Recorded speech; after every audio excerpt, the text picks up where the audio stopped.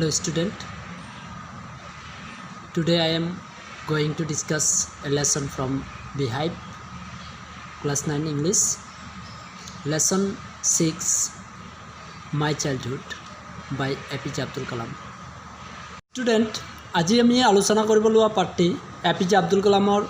আত্মজীৱনীৰ এটি অংশ My Childhood পাঠটি আলোচনা কৰিম। এতিয়া তোমালোকে নিজৰ কিতাপটো মেলি লোৱা আৰু মিলাই চোৱা, মই পাঠটি আলোচনা কৰি যাম। My childhood. I was born into a middle class Tamil family in the island town of Rameswaram in the erstwhile Madras state. যে APJ আব্দুল কালামে কৈছে যে পূৰ্বৰ মাদ্ৰাজ প্ৰদেশৰ ৰামেশ্বৰমৰ এক দ্বীপীয় চহৰত এক মধ্যবিত্ত পৰিয়াল তামিল পৰিয়ালত মোৰ জন্ম হৈছিল। My father Jainul Abdin had either much formal education nor much wealth. Despite these disadvantages, he possessed great innate wisdom and a true generosity of spirit. যে কৈছে যে মোৰ দেউতা জয়নুল আবেদিন অধিক আনুষ্ঠানিক শিক্ষা বা বেছি ধন সম্পত্তি থকা ব্যক্তি নাছিল। এনে অসুবিধাবোৰ থকা সত্ত্বেও তেওঁ কি কৰিছিল, বহুত স্বাভাৱিক জ্ঞান আৰু এক সঁচা উদাৰ মনোভাৱৰ ভাৱনা থকা এজন ব্যক্তি আছিল তেওঁ। আৰু কৈছে He had an ideal helpmate in my mother Asiamma. I do not recall the exact number of people she fed every day, but I am quite certain that far more outsiders ate with us than all the members of our own family put together. তেওঁ মোৰ মা আসিয়াম্মাৰ এক আদৰ্শ সহযোগী আছিল বুলি কৈছে। আৰু কৈছে যে মোৰ ঠিক মনত নাই, I do not recall the exact number of people she fed every day. তেওঁ নিশ্চিতভাৱে ক'ব পৰা নাই যে সদায় তেওঁৰ ঘৰত বা তেওঁলোকৰ লগত কিমান মানুহক তেওঁৰ মাকে খুৱাইছিল, কিন্তু মই সম্পূৰ্ণ নিশ্চিত বুলি কৈছে। আকৌ কৈছে but I am quite certain that, যে মই সম্পূৰ্ণ নিশ্চিত যে আমাৰ নিজৰ পৰিয়ালৰ সকলো সদস্যতকৈ outsider at with us them all the members of our own family put together, যে সদস্যতকৈ অধিক লোক আমাৰ ঘৰত আমাৰ সৈতে খাদ্য গ্ৰহণ কৰিছিল। কৈছে I was one of my many children, a short boy with rather undistinguished looks, born to tall and handsome parents. কৈছে যে বহুতো সন্তানৰ মাজত মই আছিলোঁ এজন দেখাত সাধাৰণ এটা চুটি চাপৰ ল'ৰা, যি ওখ আৰু দেখনীয়া বা ধুনীয়া, হেণ্ডচাম বুলি কৈছে, যে হেণ্ডচাম পেৰেণ্টছৰ মানে মাক দেউতাক ইমান ধুনীয়া হোৱাৰ পিছতো তেওঁৰ যি চুটি চাপৰ ল'ৰা, সেই কথাটো ইয়াত ব্যক্ত কৰিছে। We live in our ancestral house which was built in the middle of the 19th century. কৈছে আমি আমাৰ পৈতৃক বাসগৃহত বসবাস কৰিছিলোঁ, যিটো 19 শতিকাৰ মধ্যভাগত বা মাজভাগত নিৰ্মাণ কৰা হৈছিল বুলি কৈছে। It was a fairly large pucca house made of limestone and brick on the Mosque Street in Rameswaram. কৈছে যে এইটো এক সম্পূৰ্ণ ডাঙৰ পকা ঘৰ আছিল। ৰামেশ্বৰমৰ মছজিদৰ যিটো পথ, সেই পথৰ দাঁতিত অৱস্থিত আছিল আৰু ই চূণ শিল আৰু ইটাৰে নিৰ্মিত আছিল বুলি তেওঁ কৈছে। My austere father used to avoid all inessential comfort and luxuries. However, all necessities were provided for in terms of food, medicine and clothes. কৈছে যে মোৰ বেছি আয় উন্নতি টকা পইচা উপাৰ্জন নথকা ব্যক্তি কৈছে যে মিতব্যয়ী দেউতাই অনাৱশ্যক বা আৰাম বা বিলাসিকতা যি আছিল সেই বিলাসিতা বাদ দি চলিছিল। তথাপি খাদ্য ঔষধ পাতি, তাৰপিছত কৈছে for in terms of food medicine and clothes আৰু কাপোৰ কানি আদি সকলো অত্যাৱশ্যকীয় যিখিনি বস্তু সেই বস্তুখিনিৰ যোগান ধৰিছিল বুলি কৈছে in fact I would say mine was a very secure childhood both materially and emotionally কৈছে যে বাস্তৱ ক্ষেত্ৰত মই কম মোৰ ল'ৰালিকালটোত আৰ্থিক আৰু ভাৱাত্মক ৰূপত বৰ সুৰক্ষিত আছিলোঁ বুলি তেওঁ নিজে কৈছে The Second World War broke out in 1939 when I was 8 years old. যেতিয়া 1939 চনত দ্বিতীয় বিশ্বযুদ্ধৰ সূচনা হৈছিল তেতিয়া মোৰ বয়স মাত্ৰ 8 বছৰ আছিল বুলি কৈছে For reasons I have never been able to understand, a sudden demand for tamarind seeds erupted in the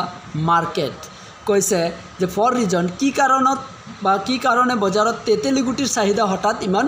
বৃদ্ধি পাই গৈছিল বুলি কৈছে যে হঠাৎ তেতেলী গুটিৰ চাহিদা বৃদ্ধি পাইছিল আৰু মই কেতিয়াও বুজিবলৈ সমৰ্থ হোৱা নাছিল মই তেতিয়াও মানে বুজিবলৈ সমৰ্থ হোৱা নাছিলোঁ যে কিহৰ কাৰণে বা তেতেলী গুটিৰ ইমান মূল্য হৈছে I used to collect the seeds and sell them to a provision shop on Moscow Street. A day's collection would fetch me the princely sum of 1 anna. মই প্ৰায়ে কি কৰিছিলোঁ তেতেলী গুটিবিলাক সংগ্ৰহ কৰিছিলোঁ আৰু সেইবোৰ মছজিদৰ পথত থকা যি সামগ্ৰীৰ দোকান আছিল সেই সামগ্ৰীৰ দোকানখনত মই বিক্ৰী কৰিছিলোঁ আৰু এদিনত মই 1 আনা সংগ্ৰহ কৰিছিলোঁ বা 1 আনা মই পাইছিলোঁ My brother-in-law Jalaluddin would tell me stories about the war which I would later attempt to trace the headlines in Dinamoni. কৈছে যুদ্ধ সম্পৰ্কে মোৰ ভিনদেউ বুলি কৈছে যে মোৰ ভনী জোৱাই বা ভিনদেউ বুলি কৈছে জালালুদ্দিনে মোক কাহিনী কৈছিল আৰু কৈছে যে যিটো পিছলৈ tell me stories about the war which I would later attempt যিটো মই পিছলৈ কি কৰিছিলোঁ দিনমণি নামৰ যিখন বাতৰি কাকত আছিল সেই বাতৰি কাকতত প্ৰকাশ কৰিবলৈ যত্ন কৰিছিলোঁ Our area being isolated was completely unaffected by the war, but soon India was forced to join the Allied forces and something like a state of emergency was declared. কৈছে যে আমাৰ অঞ্চলটো কৈছে বিচ্ছিন্ন হোৱা বাবে যুদ্ধৰ দ্বাৰা প্ৰভাৱিত হোৱা নাছিল কাৰণ কৈছে যে প্ৰথমেই কৈছে যে তামিলনাডুৰ এটা দ্বীপীয় অঞ্চল আছিল সেইটো সেই দ্বীপীয় অঞ্চল হোৱা কাৰণেই মানে এই অঞ্চলটো ইমান এটা প্ৰভাৱিত হোৱা নাছিল দ্বিতীয় বিশ্বযুদ্ধত কিন্তু কৈছে যে সোনকালেই কি হৈছিল যে soon India was forced to join the allied forces আৰু অতি সোনকালেই যিটো সংযুক্ত সেনা আছিল এলাইড ফৰ্চেছ এই সংযুক্ত সেনাৰ সৈতে যোগদান কৰিবলৈ বাধ্য হৈছিল আৰু এই জৰুৰীকালীন সদৃশ এক পৰিস্থিতি ঘোষণা কৰা হৈছিল বুলি কৈছে The first casualty came in the form of the suspension of the train halt at Rameswaram station. কৈছে ৰামেশ্বৰমৰ ৰেলস্থানত ৰেলগাড়ী ৰখোৱাটো বন্ধ কৰাটো আছিল প্ৰথম আঘাত The newspapers now had to be bundled and thrown out from the moving train on the Rameswaram road between Rameswaram and Dhanuskodi. কৈছে যে এতিয়া এই বাতৰি কাকতসমূহ যিবিলাক বাতৰি কাকত আছিল সেই বাতৰি কাকতসমূহ এতিয়া কি কৰা হয় এই ৰামেশ্বৰমৰ পৰা ধনুষ্কোডিলৈ যিটো ট্ৰেইন যায় সেই ট্ৰেইনৰ পৰা চলন্ত ৰেলৰ পৰাই কি কৰে বান্ধি লৈ দলিয়াই দিয়া হৈছিল That forced my cousin Samsuddin who distribute newspapers in Rameswaram to look for a helping hand to catch the bundles and as if naturally I feel the slot. কৈছে যে মোৰ সম্পৰ্কীয় এজন ব্ৰাদাৰ ভায়েকৰ কথা কৈছে যে শামসুদ্দিনে ৰামেশ্বৰমত কি কৰিছিল বাতৰি কাকতবিলাক বিতৰণ কৰিছিল আৰু তেওঁ এইভাৱে বাধ্য হৈছিল যে বাতৰি কাকতৰ টুপুলা ধৰা কামত সহায়কৰ প্ৰয়োজন হৈছিল আৰু স্বাভাৱিকতে মই সেই কামত নিয়োজিত হৈছিলোঁ বা ময়ো সেই কাম কৰিবলৈ লৈছিলোঁ Samsuddin helped me earn my first wages. Half a century later, I can still feel the surge of pride in earning my own money for the first time. কৈছে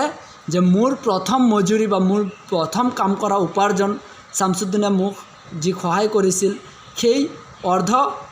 শতাব্দী পাছত বা 50 ইয়াৰ্ছ আফটাৰ 50 ইয়াৰ্ছ 50 বছৰৰ পিছলৈকেও কৈছে যে প্ৰথমবাৰৰ বাবে মোৰ যি নিজা উপাৰ্জন আছিল সেই উপাৰ্জনৰ কথা মই ভাবি গৌৰৱ অনুভৱ কৰোঁ সেই কথাটো কৈছে Every child is born with some inherited characteristics into a specific socio-economic and emotional environment and trained in certain ways by figures of authority. কৈছে যে প্ৰত্যেক শিশুৱে এক বিশিষ্ট আৰ্থ সামাজিক আৰু ভাৱাত্মক পৰিৱেশত কিছু অনুবংশিক গুণৰ সৈতে কি কৰে জন্মগ্ৰহণ কৰে আৰু অভিভাৱকৰ তত্ত্বাৱধানত এক নিৰ্দিষ্ট ধৰণে প্ৰশিক্ষণ লাভ কৰে বুলি কৈছে যে every child is born with some inherited characteristics into a specific socio-economic and emotional environment and trained in certain ways by figures of authority মানে তত্ত্বাৱধান যোনে কৰে সেই তত্ত্বাৱধায়ক মানে বিশেষকৈ ইয়াত অভিভাৱকৰ কথাই কৈছে যে অভিভাৱকৰ তত্ত্বাৱধানতেই এক নিৰ্দিষ্ট ধৰণে প্ৰশিক্ষণ লাভ কৰে বুলি কৈছে যে I inherited honesty and self-discipline from my fathers. From my mother, I inherited faith in goodness and deep kindness, and so did my 3 brothers and sisters. যে সাধুতা আৰু আত্ম অনুশাসনৰ কথা কৈছে যে সেলফ ডিসিপ্লিন আত্ম অনুশাসনৰ কথা কৈছে যে এইবোৰ মই মোৰ দেউতাকৰ পৰা উত্তৰাধিকাৰী সূত্ৰে পাইছিলোঁ তাৰ পিছত কৈছে যে from my mother I inherited faith in goodness আৰু কৈছে মোৰ মাতৃৰ পৰা মই কি কৰিছিলোঁ মোৰ মাৰ পৰা মই সততা আৰু বিশ্বাস আৰু যি দয়ালু মনোভাৱ বা দয়া সেই দয়াৰ গুণটো মই মাকৰ পৰা পাইছিলোঁ বুলি কৈছে I had 3 close friends in my childhood, Ramananda Sastri, Aravindan and Shiprakasan. All these boys were from Orthodox Hindu Brahmin families. কৈছে মোৰ ল'ৰালিকালত ৰামনাথ শাস্ত্ৰী ৰামানন্দ শাস্ত্ৰী অৰবিন্দম আৰু শিৱপ্ৰকাশন নামে 3জন বন্ধু আছিল এই আটাইকেইজন ল'ৰা আছিল কি অৰ্থডক্স হিন্দু ব্ৰাহ্মণ ফেমিলিজ যে গুড়া হিন্দু ব্ৰাহ্মণ পৰিয়ালৰ আছিল বুলি তেওঁ কৈছে এজ চিলড্ৰেন নন অফ আছ ever felt any difference amongst ourselves because of our religious differences and upbringing কৈছে যে ল'ৰা হিচাপে আমাৰ কোনেও কোনো ধৰণৰ ধৰ্মীয় পাৰ্থক্য আৰু যি পালন পোষণৰ কথা কোৱা হৈছে যে সেই পালন পোষণৰ ক্ষেত্ৰত কোনো ভেদাভেদ অনুভৱ কৰা নাছিল in fact Ramananda Sastri was the son of Pakshi Lakshmana Sastri,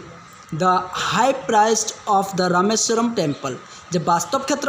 ক্ষেত্ৰত এই ৰামানন্দ শাস্ত্ৰী যিজন ব্যক্তি আছিল তেওঁ আছিল ৰামেশ্বৰম মন্দিৰৰ মুখ্য পুৰোহিত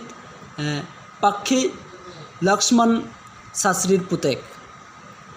Later he took over the priesthood of Rameshwaram temple from his father. Aravindan went into the business of arranging transport for visiting pilgrims and Shiprakasan became a catering contractor for the Southern Railways. যে পাছলৈ তেওঁ কৈছে যে দেউতাকৰ পৰা ৰামেশ্বৰম মন্দিৰৰ পুৰোহিতৰ দায়িত্ব লৈছিল আৰু অৰবিন্দনে তীৰ্থযাত্ৰীসকলৰ যিসকল লোক তীৰ্থযাত্ৰা কৰে সেইসকল লোকৰ ভ্ৰমণৰ যিবিলাক পৰিবহণৰ ব্যৱস্থা সেই ব্যৱস্থাৰ যাৱতীয় যি ব্যৱসায় সেই ব্যৱসায়ত নিয়োজিত হৈছিল আৰু শিৱপ্ৰকাশনে দক্ষিণ ৰেলৱেত খাদ্য প্ৰস্তুতকৰণত ঠিকাদাৰ হৈছিল যাক ইয়াত উল্লেখ কৰা হৈছে ইয়াৰ পৰৱৰ্তী অংশ আমি নেক্সট ক্লাছত আলোচনা কৰিম তেতিয়ালৈকে সকলোৱে ভালে থাকা ধন্যবাদ